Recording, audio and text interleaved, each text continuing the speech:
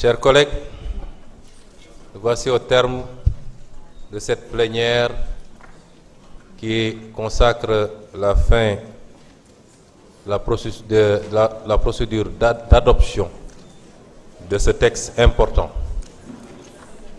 Je voudrais dire quelques mots à l'endroit des Sénégalais, puisqu'étant un témoin privilégié de tout ce processus depuis le début. Monsieur le ministre garde des Sceaux a rappelé le processus, d'autres l'ont fait. Ça n'a pas démarré avec le dialogue politique. Ça a démarré avec notre serment politique en 2014.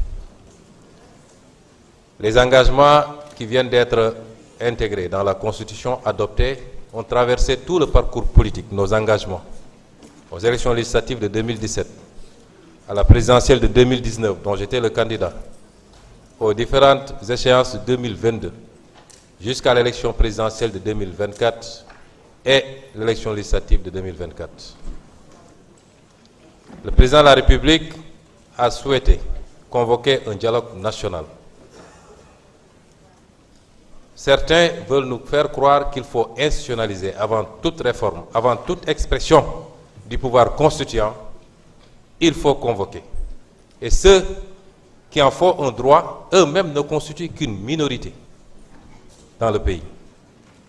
À quoi sert un système démocratique qui permet à tout citoyen d'aller à la conquête du suffrage universel, d'avoir une majorité parlementaire et de pouvoir exercer un pouvoir constituant dérivé?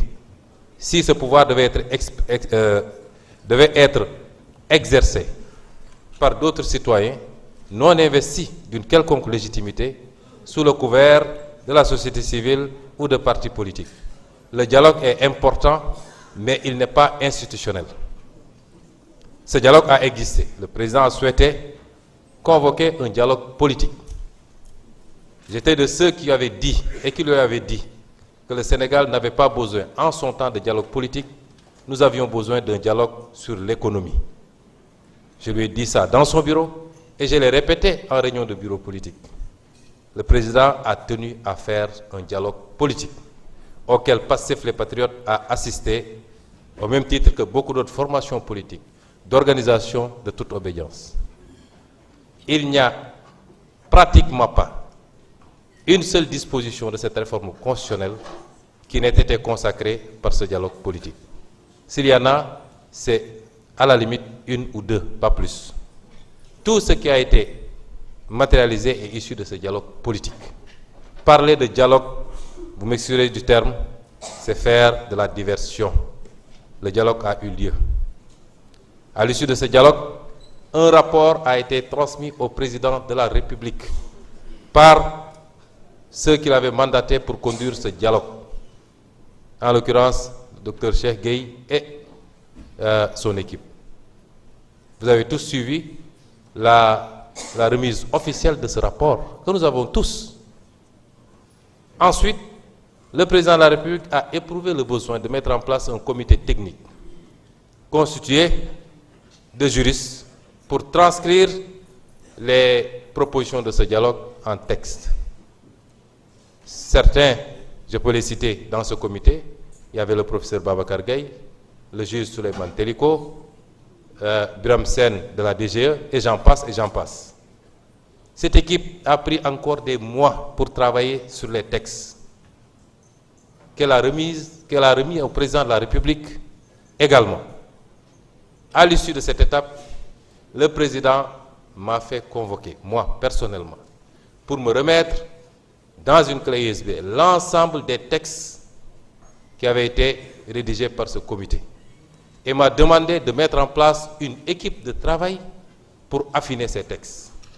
J'ai mis en place cette équipe de travail qui a travaillé pendant 4 à 5 mois. Les réunions se tenaient au Petit Palais. Même durant le mois de Ramadan, des journées ont été passées à faire ce travail. Certains honorables députés ici présents font partie de ce comité. Pendant des mois, le comité a travaillé. Des journées ont été passées sur ces textes-là. C'est moi qui fournissais le repas chaque midi. Donc, nous dire que ces textes sont tombés du ciel, c'est faire de la désinformation. Et à l'issue de ce travail du comité, nous avons rendu encore une fois le travail au président de la République, qui a pris son temps de regarder les textes, et particulièrement le texte sur la Constitution. S'il y a tripatouillage, ça vient du président de la République. Parce qu'il a pris le texte et il a commencé à voir qu'est-ce qui l'arrange et qu'est-ce qui ne l'arrange pas, lui, président de la République. La Constitution n'appartient pas à Bassirou Diomaye Diakhar Faye. Il ne peut pas prendre le texte, regarder article par article et dire que ah non, je ne veux plus déclarer mon patrimoine à la sortie. Non, je veux être président de parti. Sur des engagements pris dans un dialogue politique, pris par le parti politique depuis plus de 10 ans. Des engagements que nous avons portés auprès du peuple sénégalais. Des engagements qui ont été transcrits par des spécialistes du droit en texte. Des engagements qui ont été repris par le comité. Au nom de quoi une seule personne peut se donner la latitude de faire un tri des dispositions qui lui conviennent et de celles qui ne lui conviennent pas. Cela est inadmissible. Le président n'est pas un pouvoir constituant. Le pouvoir constituant, il est là, c'est l'Assemblée nationale, quand il est dérivé, et il est dehors quand c'est un référendum qui est convoqué. Le président n'a pas convoqué un référendum, il n'a pas invoqué l'article 51 de la Constitution. Tant mieux, le pouvoir constituant dérivé s'est approprié de ces textes, les a restitués dans leur pureté originelle. Le président ne s'est pas arrêté à cette étape. Il a choisi ce qui lui convenait dans le texte pour l'amener au Conseil constitutionnel et demander un avis du Conseil constitutionnel. Beaucoup de choses se sont passées entre ces étapes qu'au nom de la raison d'État, je garderai pour moi, pour le moment. Nous devons tous éviter de nous faire parler, parce que nous savons ce qui s'est passé. Nous le savons. Le président sait que nous savons. Et ceux qui doivent savoir savent que nous savons. Ce n'est pas normal. C'est tout ce que PASTEF a combattu pendant 10 ans, avec tous les sacrifices qui ont été consentis, que le président a voulu fouler du pied. J'entends une certaine opposition aujourd'hui se présenter comme défenseur de Bassirou Diomaye Faye, ça nous fait rire. Ça nous fait rire. Mais la nature a un horreur du vide. Quand vous vous séparez de votre âme, de votre base, de votre assiette, de votre assise, évidemment, toutes sortes de récupérateurs vont vous récupérer pour vous orienter vers d'autres causes qui n'ont rien à voir avec l'objet de notre combat. Nous ne pouvons pas l'accepter. Et c'est pourquoi le pouvoir constituant, et je félicite les députés qui ont pris l'initiative, a fait une proposition de révision constitutionnelle conforme à ce qui est issu du dialogue, conforme à ce qui est issu de toutes les réflexions qui ont été initiées, conforme à ce que le comité technique avait fait. À partir de ce moment, le pouvoir constituant s'est exprimé aujourd'hui. Et il s'est fortement exprimé. Fortement exprimé. Nous sommes dans une démocratie. Les choses se règlent dans les canaux qui ont été tracés par les textes. 1/10 des députés ou le président de la République peuvent toujours saisir le Conseil constitutionnel. Le Conseil constitutionnel a une jurisprudence constante, une jurisprudence claire, qui veut que lorsque le pouvoir constituant s'est exprimé, c'est le peuple qui s'est exprimé, le Conseil constitutionnel ne vérifie que la procédure et les clauses d'éternité. Le Conseil constitutionnel ne sera pas là pour parler de charges nouvelles, encore que ça n'a pas été démontré. Aucune charge nouvelle n'a été créée. Au contraire, avec cette réforme, on va avoir une baisse substantielle des charges de l'exercice de la démocratie au Sénégal. Et c'est pourquoi la question que je me pose, c'est qu'est-ce qui est arrivé? Monsieur le ministre, vous passerez mes salutations fraternelles au président de la République. Nous espérons encore, parce qu'il ne sera jamais trop tard pour revenir à l'essentiel, pour revenir à ce qui fait son âme politique. Je ne pense pas qu'il ait pu autant varier en si peu de temps. En quoi ça peut gêner le président de la République, lui-même qui l'a dit dans une déclaration en tant que candidat, que le président de la République doit déclarer à l'entrée et à la sortie. Il l'a dit, les vidéos sont là. Qu'est-ce qui a changé entre-temps? Lui-même a dit, dans les vidéos qui sont là, lorsqu'on était opposants, et nous tous nous le disions, que le président de la République ne peut pas être président de parti, parce que quand on l'attaque en tant que président de parti, on invoque son statut de président de la République. Qu'est-ce qui a pu changer? Qu'est-ce qui est arrivé à notre petit frère et président de la République, Bassirou Diomaye Diakhar Faye? Qu'est-ce qui lui est arrivé? En quoi cela peut gêner? Nous, on déclare à l'entrée et à la sortie. Moi, j'ai déclaré en tant que Premier ministre. J'ai 3 mois pour déclarer à la sortie. Et je vais déclarer la semaine prochaine.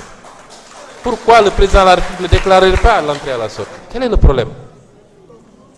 Cette constitution, cette réforme est l'une des plus consolidantes.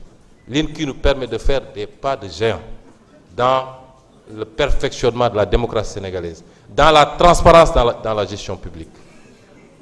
En quoi est-ce qu'on peut avoir peur de cette réforme? Et c'est au nom de tout cela que je le dis ici. Dès aujourd'hui, je saisirai le président de la République pour lui transmettre la proposition adoptée. Mais je ne vais pas lui invoquer l'article 103. Je demanderai au président de la République de promulguer cette loi. De la promulguer simplement et purement. Parce que le Conseil constitutionnel, dont les décisions s'imposent à tous les pouvoirs publics, administratifs, politiques ou quelle que soit l'appellation, a constamment décidé que dans le cadre de révision de la Constitution par la seule Assemblée nationale, le vote à la majorité qualifiée des 3/5 réalise à la fois l'adoption et l'approbation. Aujourd'hui, ici, l'Assemblée nationale a voté à la majorité qualifiée et l'Assemblée nationale a réalisé l'adoption et l'approbation. Et c'est dans ce sens-là que je suggérais le président de la République. Parce que ces décisions du Conseil constitutionnel s'appliquent à lui, s'imposent à lui. Pourquoi convoquer le peuple pour un référendum? On dit que le pays est dans une situation extraordinaire. Ce qui est vrai, et nous savons tous la cause. Nous avons des élections locales à venir. Convoquer des maires, des trucs pour essayer de trouver les moyens de reporter une élection locale. Pourquoi prendre un engagement pour aller vers un référendum? Pour demander quoi aux Sénégalais? Est-ce que je dois déclarer mon patrimoine à la sortie ou pas? Est-ce que je dois être président de parti ou pas? Le président de la République, quand il décidait de démissionner de son poste de secrétaire général de PASTEF, il n'a averti personne. Quand je l'ai appris par la presse, je l'ai appelé. J'ai dit, mais pourquoi vous avez démissionné? Il dit, non, je lui ai dit, vous n'êtes pas président de PASTEF. Et c'est notre engagement, nous, ce n'est pas dans la Constitution. Donc vous n'êtes pas tenu de démissionner. Vous pouvez rester, quitte à vous doubler et mettre un secrétaire général adjoint. Il a dit, non, je vais être au-dessus de la mêlée, etc., etc. 2 ans plus tard, il ne veut plus être au-dessus de la mêlée. Quel est le problème? Quel est le problème? Et donc, je voudrais enfin m'adresser aux Sénégalais. Il y a beaucoup de tempêtes dans des verres d'eau. On peut s'agiter, soudoyer une partie de la presse, annoncer ce qu'on veut, lundi de tous les dangers à l'Assemblée, ça va brûler, rien ne bougera dans ce pays, rien, absolument rien. Rien ne bougera. Parce que nous sommes gardiens et garants, nous nous portons garants en tant que formation politique majoritaire, ayant la popularité qu'il faut, ayant la jeunesse avec nous, nous nous portons garants pour la stabilité de ce pays. Rien ne bougera.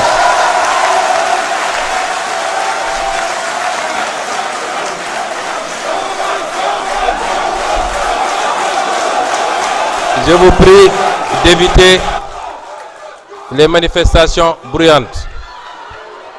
Je vous prie d'éviter les manifestations bruyantes. Rien ne bougera dans ce pays. Les lois qui devront être votées seront votées. Ceux qui veulent faire recours ont des voies de recours. Les décisions s'appliqueront à tout le monde. Et les Sénégalais iront tranquillement à chaque élection choisir ceux qu'ils veulent choisir pour conduire les destinées de ce pays. Il n'y aura aucun grabuge dans ce pays s'il plaît à Dieu. mbokk yi pare nañu wot bi waaye waxtaan bi am na solo dégg naa ñu ne la ñu bëggoon am nañ ko ndax dañoo bëggoon a ñëw perturber amuñu fi dara waxtaan bu jaaree na fi am xam-xam jolli na fi sénégalais jàngat nañ ci ba xam lan mooy réforme bi moo wax ni réforme bi kenn moomu ko ñun ñëpp a ci liggéey dégg naa ñu naan dañoo foqati réforme bi ci président déedéet président ñun li ñu liggéey ci réforme bi liggéeyu ko ci ndax ñun ñoo doon tëju di yendu ba ngoon sëgg ci texte bi ñu paree dañ ko yéet jox ko ci clé USB donc réforme bi moomu ko te assemblée nationale bi moo ko ëpp sañ-sañ ci wote ay loi rawatina nag loi bi nga xam ne loi constitutionnelle la dama bëgg sénégalais yi xam ni suñu constitution ñaar rek la may ñu mën a soppi constitution moo xam askan wee ko def directement boobu dañuy woote référendum wala assemblée nationale moo ko def président amul boobu sañ-sañ kon lii assemblée def cëram la te nag nañu xam ni assemblée bi ñu ne woon dina soppi ko ba sénégalais yi gis ko su weesoo loolu ñu xam ni constitution bi dagguñu ko pour kenn képp koo xam ne tey bëgg ngaa jiite réew mi yow xam nga ni constitution bi lañ ca def concerné la bu la yàlla mayoon ba dénk la it la ñu ne yow alal gi nga am koom gi nga am bi ngay dugg ñu fal la président nga taxaw ne benn kër laa am benn oto laa am lii moo nekk sama compte bancaire xanaa kay boo defee 5 ans wala 10 ans booy dem war ngaa dellu ci askan wi ne ñu xoolaat nag yow ci diggante bi ndax jub nga fi ay milliards ci président de la République boo xam ne nee nañu salaire am 4 millions 800 la kon milliards yi fan la war a jógee loolu defuñu ko ci président kese man mii premier ministre bi ma koy nekk dama déclarer sama patrimoine bi ma fa jógee damay déclarer en tant que président de l'Assemblée nationale damay déclarer bu ma génnee damay déclarer loolu la yoon wax kon lan moo waral président bi nga xam ne mooy première institution moom rek war a déclarer suy dugg buy génn du déclarer kon déclaration boobu amul njëriñ kon loolu ku ko bañ rek am na loo nar loo waxagul wala am na loo tàmbali te réforme yi nag pour li ñuy wax assainir la vie publique renforcer la transparence day door kese de ndax li dialogue bi defoon yépp comité bi liggéey ci président bu ko andee wasalaam bu ko andiwut assemblée dina ko proposer mooy li nga xam ne moo jëm ci parti politique yi seen financement contrôle des comptes de campagne ak organe bi war a organiser élection yi ak yeneen dinañ ko dugal ba ci nag loi bi nga xam ne moo war a contrôler nag les fonds politiques assemblée bi dina ko dugal parce que loolu la ñu waxante woon ak sénégalais yi nun du ñu nekk opposition ne lii ñëw pouvoir wax li safaan wa gor ca wax ja nit métti na yomb na yaa ko waxoon defal te loolu nañ ko continuer président de la République warul jiite parti politique man de fi mu ne ni président parti politique la ki nekk président de la République fi mu toll nii du parti politique te kenn forcé ko woon moo jóg ci coobareem ne bana parce que dafa bëgg a wane ni président dafa war a njaboote ñëpp ñaari at lañ ci teg mu ne forcé tey mu buuxante nekk président parti politique lan moo fi soppiku kon réforme yii dama bëgg sénégalais yi xam ni defaguñu wala raar nañu def réforme yu baaxee nii ci réew mi réforme yu dëgëree nii ci réew mi réforme yoo xam ne seetul Masamba seetul Mademba ba ci cour constitutionnel man leen fii lenn fii ñoom Amadou Ba ngi ñii ñoom Malick Ndiaye ngi nii ñoom Ayib Daffé ba ñuy liggéey ci réforme yi président jox ñu ne nañ ko mottali dama wàcc parce que man bokk moon ci liggéey bi dama leen ne liggéey leen parce que bëgguma sax influencer li ngeen di liggéey benn jour ma wàcc war a génn jàdd di leen nuyu ñu ne ma voilà dañu am sax lu ñu la bëgg a laaj man leen lan ngeen ma bëgg a laaj ñu ne ma dañu ne président de la république cour boobu dañ ne woon cour constitutionnelle bi 9 lay doon moo tax monsieur le ministre ñun dañoo wàññi yokkuñu ndax yéen la ngeen yóbbu woon conseil constitutionnel mooy juróom-ñeent ñu ne nañ ko bàyyi juróom-ñaar parce que juróom-ñaar doy na sëkk ci cour constitutionnel kon ñun ñoo wàññi waaye li ngeen bi ma ñëwee ñu wax ma ñu ne ma léegi dañu ne juróom-ñeent yi moom président dina tànn su ma juumul juróom président assemblée nationale tànn ñaar premier ministre tànn ñaar may leen déet premier ministre du tànn boobu man maay premier ministre di xalaatu moon dinaa ñëw toog fi may leen premier ministre du tànn parce que premier ministre il n'est pas élu, il est nommé à tout moment mun nañ ko fi jëlee kon warul tànn boo demee France président dafa tànn ñett Sénat tànn ñett Assemblée nationale tànn ñett boo demee Maroc roi bi day tànn juróom-benn chambre haute tànn ñett chambre basse tànn ñett waaye premier ministre moom il n'est pas élu kon booy def réforme doo ci seet sa jëmm. doo ci seet man fan lañ ma placé ci réforme bi waaye da ngay def loo xam ne njëriñ la ci réew mi jeex na loolu mooy li ñu def fii kon na ñëpp delloo seen xel monsieur le ministre nga nuyul ñu suñu rakk suñu xarit président Bassirou Diomaye Faye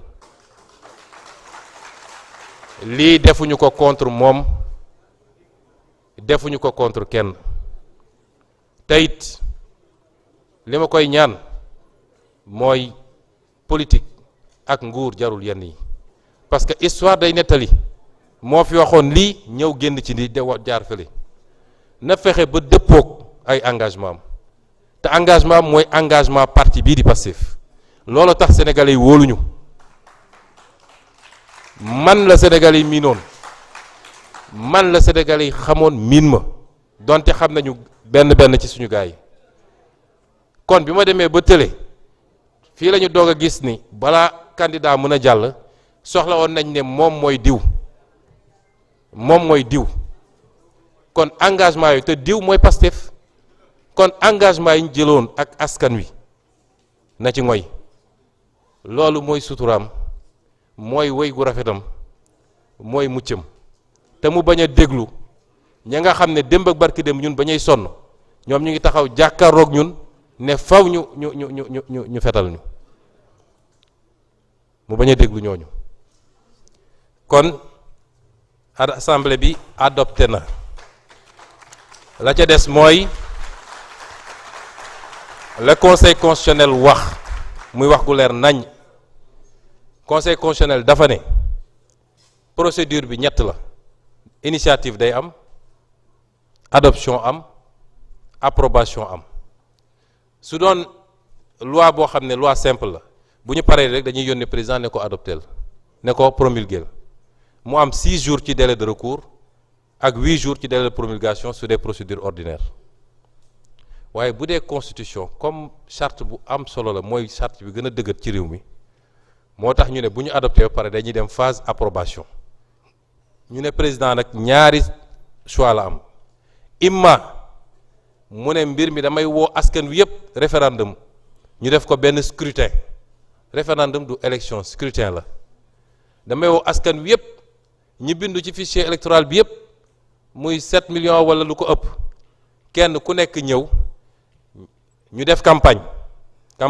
ñi fekkee référendum 2016 bu campagne bi jeexee ñu jël ay xob yi waaw lañ ci wax wala déet ñu ne dañuy dem wote ñaareel bi ñu wax mooy président mun na ko delloo ci assemblée nationale parce que yoon dafa ne bu dee adoption majorité absolue la ñu wax waaye bu dee approbation majorité qualifiée la ñu wax mooy 3/5 yi au moins 3/5 yi donc waaye conseil constitutionnel mi nga xam ne moom moo ñuy jàngatal moom mooy tafsir constitution dañ koy tafsir conseil constitutionnel moo koy tafsir moo naan article bii nii nga ko war a déggee te yoon ne bu ko xasee ba wax nag loolu day imposé wu ci président de la république imposé wu ci président assemblée imposé wu ci conseil constitutionnel moom ci boppam imposé wu ci keneen ku dul ñoom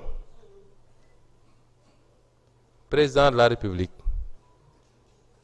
conseil constitutionnel boog moo wax ni bu ñu tollee ci jamono adoption mooy fi ñu toll nii bu dee réforme bi constitutionnelle bi révision constitutionnelle bi voie parlementaire la bu ñu ko adopté ci lu mat 3/5 nañu jàpp ni adoption bi yóbbaale na approbation bi kon jaratul ñu dem ci approbation bi loolu la conseil constitutionnel wax na ko ci jurisprudence bu 2006 bi waaye yeneen jurisprudence yi ci tegu yëpp ba bu 2024 bii ba ñuy modifier constitution ñoom dañoo adopté approuvé wuñu bi mu demee conseil constitutionnel dàqul loolu li mu dàqoon mooy da ngeen bëgg a yokk mandat présidentiel loolu mooy li ñuy wax clause d'éternité kooku conseil constitutionnel bu assemblée nationale voté constitution clause d'éternité ak procédure kese lay contrôler du contrôler leneen kon man dinaa bind président de la république yéet ko li askan wi adopté approuvé ko ne ko nag promulguer bii loi parce que c'est une loi définitivement adoptée et approuvée kon loolu mooy li ñuy jàpp te bataaxal bi bu soobee yàlla naa ko jéggal tey jii naa ko jébbal tey jii.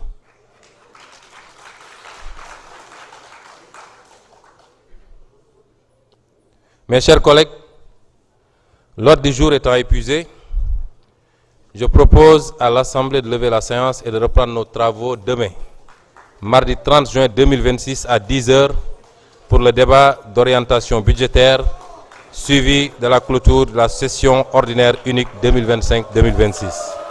S'il n'y a pas d'observation, il en est ainsi décidé. La séance est levée.